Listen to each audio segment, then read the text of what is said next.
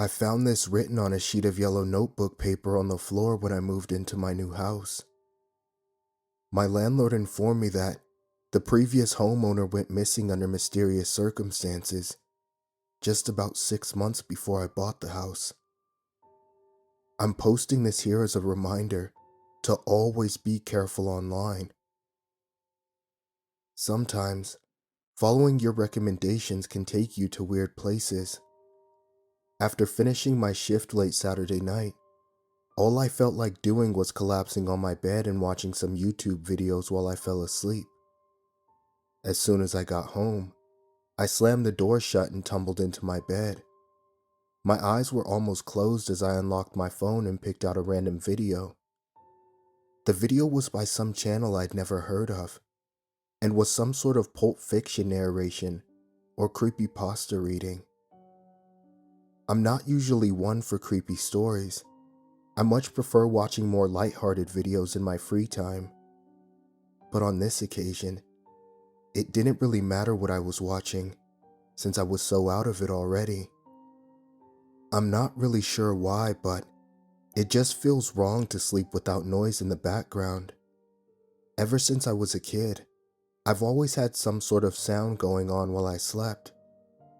When I was 3, my parents bought me a white noise machine, and I used that until I got my first phone. If the noise stops or it gets too quiet, I wake up. I've never known why. That's just the way I am. Anyways, I always have autoplay on so that the sound doesn't stop for too long. I guess it doesn't really matter what ends up playing, since I'm not really watching it, but it's a funny thought. What kinds of videos play while I sleep?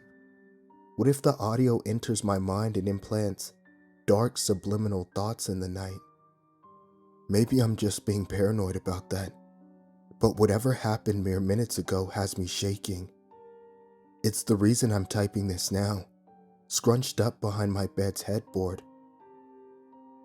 At some point in the night I woke up. It must have been around 1:30.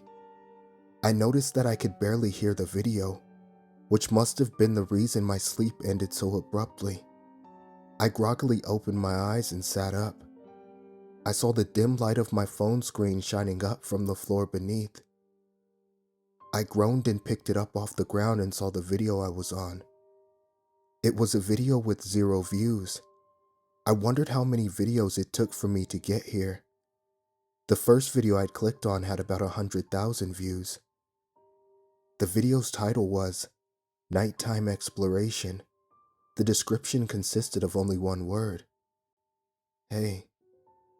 Confused, I tapped on the screen. That's when I noticed that something was wrong with the video. I could see the amount of time that I had already watched, but not how much was left. I had only been watching it for 9 seconds, but I had no idea how long the full video was.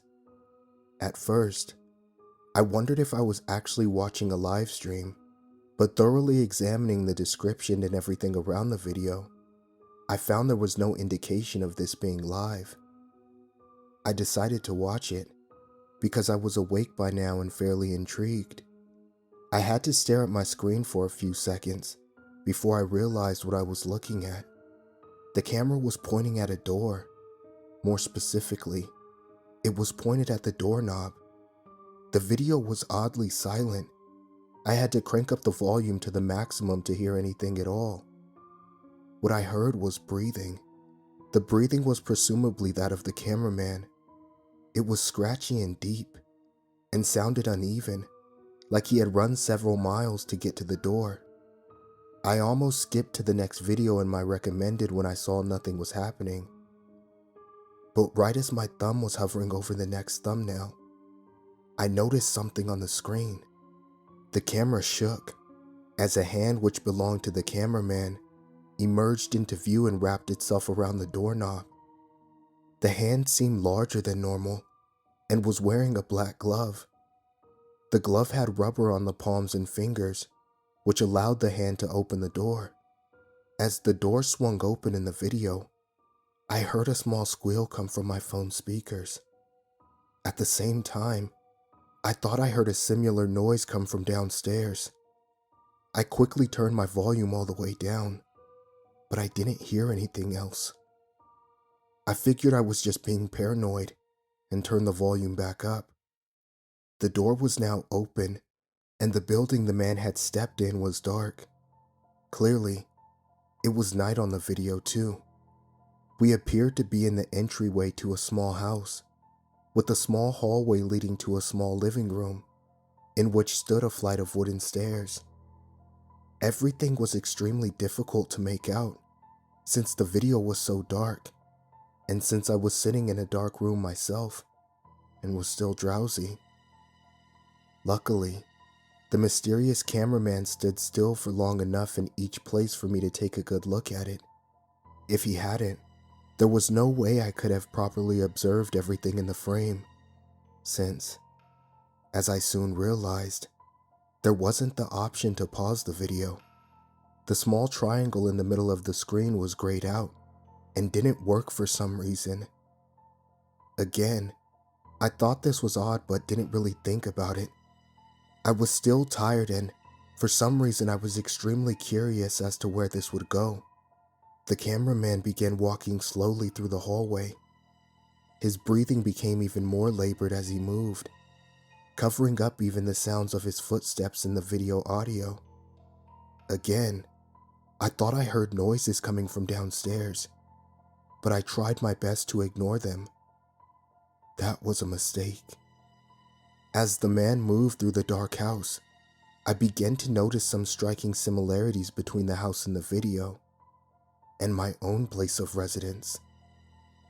The layout of the house was very similar to mine. The living room and the stairs were in the exact same place as mine were. What really scared me was what happened when the gloved man reached the end of the hallway. Right next to him was a long mahogany cabinet. The cabinet was the exact same as the one my grandmother had given to me when I moved in a year ago. And on it was a green vase I'd bought when I first got the cabinet. That was it. This was too uncanny. I looked up and realized I had left my door wide open. It was pitch black in the house. The only light visible was that of my phone screen.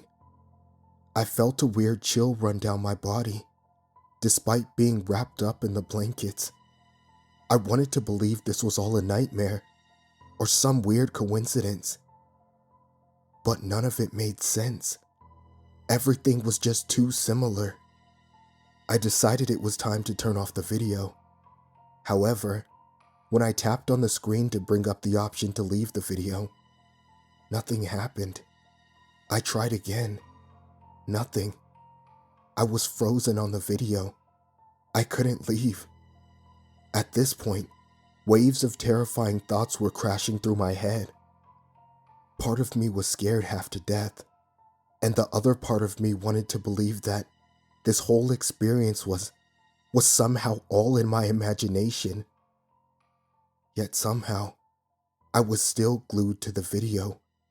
Or rather, I was glued to the live stream, as I was now convinced this was. I still had some stupid hope that I was just going crazy or just being overly paranoid. For some reason, I kept watching. The man was now standing in front of the vase. In absolute terror, I looked on as the gloved hand again appeared, as the cameraman reached out toward it. For the first time, I saw the mystery man's arm. It was dressed in black, but the material his clothing was made out of was difficult to determine. He slowly reached out and rested his hand on the smooth glass of the vase. His hand rested there for what felt like an hour, but was probably only a few seconds. His breathing only grew louder as he just stood there, with the camera pointing at the glass object. Suddenly, the hand raised up and forcefully shoved the vase over and off the cabinet. He quickly moved the camera to show the vase falling to the floor. It broke into 1,000 pieces on the wood and created a resounding crash. This was what broke me out of my trance. because the noise didn't just come from the video. I heard it, clear as day, from right beneath my bed, and it was loud enough to completely wake me up and put me on full alert. I managed to turn the volume all the way down again with shaking fingers, and picked it up. I beamed the light of the screen down at the floor, using it as a flashlight to see where I was stepping. I was too afraid to point it up at all, for fear that the person who had broken into my house would realize that I was awake or that I knew he was here. I carefully slid out of my bed. Every sound seemed amplified in the darkness. As I slowly stood up, I listened out for any other noises in the house. I thought I heard breathing and heavy footsteps, but that could have been my mind playing tricks on me. Now that I was sure someone was in my house, my imagination was running wild, trying to distract me. I began making my way toward the open door at the end of the room. My footsteps on the carpeted floor seemed to echo through the house, even though they probably weren't even noticeable from downstairs. I carefully dodged all the miscellaneous items that had been strewn about the floor, like I was traversing through a minefield. If I made even one noise that was too loud, I would probably have a heart attack from the stress. I couldn't bear the thought of whoever was downstairs charging up to me. I managed to reach the door and started to close it. I went as slowly as I could to avoid making a sound. As the door was halfway closed, it unexpectedly creaked. I quickly held the door in its place, too scared to move a muscle. I listened out into the house for any indication that they had heard it, but I heard and saw nothing. I painstakingly continued shutting the door. I had made it past the creak in the hinges and closed it silently. The door was now only barely cracked open, and all I had to do was fully close and lock it. After much deliberation, I decided the best course of action was to just slam the door and lock it as fast as I could. I just had to hope that the intruder wouldn't break down the door. I sucked in a deep breath and closed the door all the way. In the complete silence, the sound resounded through the entire house. Still tense, I locked it and crept back to my bed. I felt slightly safer now that my door was locked. I sat down on top of my covers and looked back at my phone. Now all I could do was wait and watch. The man was now in the doorway of my kitchen, panning the camera back and forth across the room. After a while, he took a step into the room. The camera turned to the right and revealed my set of kitchen knives. Again, the hand came out and grabbed the handle of the biggest knife. My breathing stopped. Sweat was pouring down my face, and I was just hoping that this night would end. I had no idea why this was happening to me. I didn't know why I couldn't leave the video. All I wanted to do was be alone in my home. By now, I was wondering if the intruder knew I was here. Maybe he thought I wasn't home, or thought I was asleep. I held on to some little hope that I had that advantage. But if he thought he was alone, why would he grab a knife? I looked around the room for any kind of weapon. The closest thing I could find was the lamp on my nightstand. After confirming my weapon's location, I shuddered and checked the man's position. He was now walking through the living room again.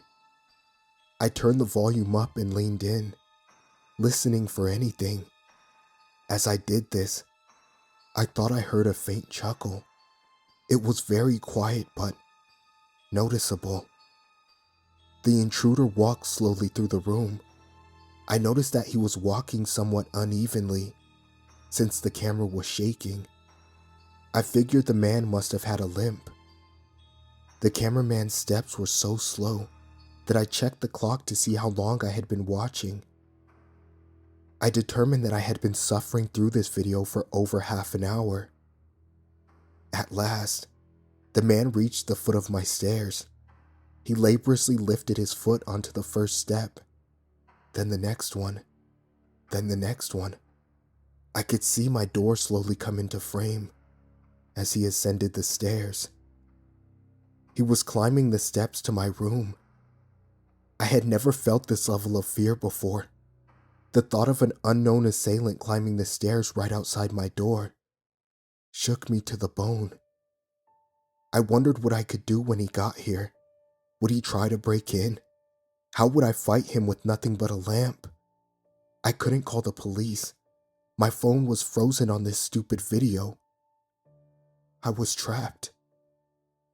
It only took a minute for the man to reach the top of the stairs, but it felt like 1,000 lifetimes passed before he was at my door.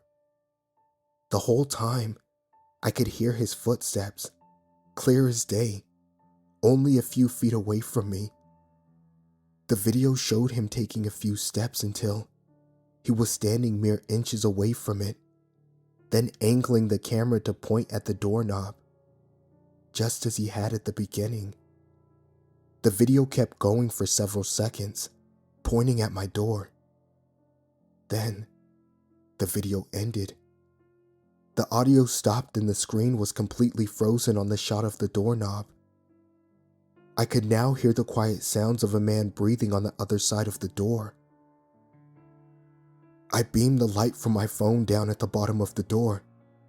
Sure enough, 2 long distinct shadows confirmed my worst fear. The man was standing at my door. Alone and out of options, I decided just to hide. That's how I ended up here now, squeezed between my wall and my bed's headboard, writing this out on a piece of paper. My room doesn't have any windows. The only way out is through the door that my intruder is blocking. I can't leave. I've tried everything. I can't turn off my phone. I can't leave the video.